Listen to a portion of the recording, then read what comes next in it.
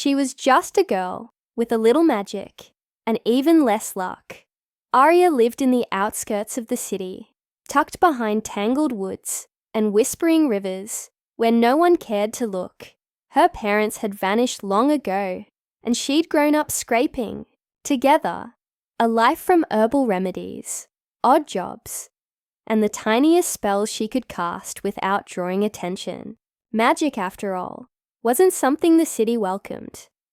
One rainy evening, Arya stumbled upon a man lying in the mud by the riverbank.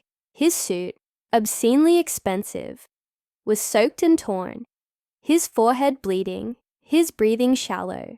She should have walked away. Helping strangers came with risks, but something in her tugged. Maybe instinct, maybe fate. She knelt by his side and whispered words passed down from her grandmother.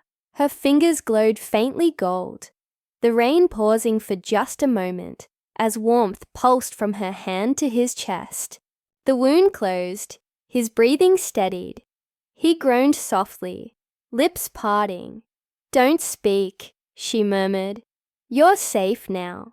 She stayed with him through the night in her tiny cottage, feeding him soup and tending to his wounds. He was quiet, watchful, and when he finally asked for her name, she offered it without hesitation.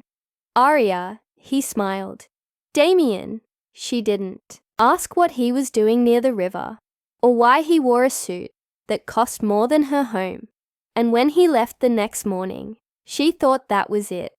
A stranger healed, a life saved, another day. But Damien Hunt never forgot the girl with gold in her hands, because Damien wasn't just a man in the mud. He was the CEO of Hunt Global Enterprises, one of the richest men in the world. His company touched everything: tech, pharmaceuticals, shipping, even real estate. But all his wealth hadn't meant anything that night when his private helicopter had crashed into the river's edge and he'd nearly died. And it hadn't been money that saved him. It had been magic. He sent his best investigators to find her. But Arya left no digital footprint, no trace of a last name. He was almost ready to give up until he recognized her one morning. She was buying herbs at a street market in the city, wearing the same blue scarf, her smile brighter than the sun.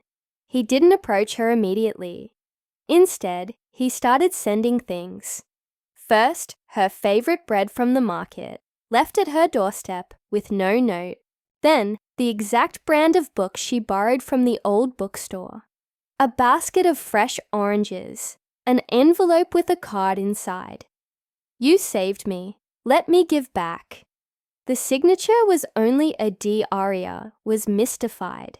At first, she thought it was a mistake. Then she started to smile each time a gift appeared.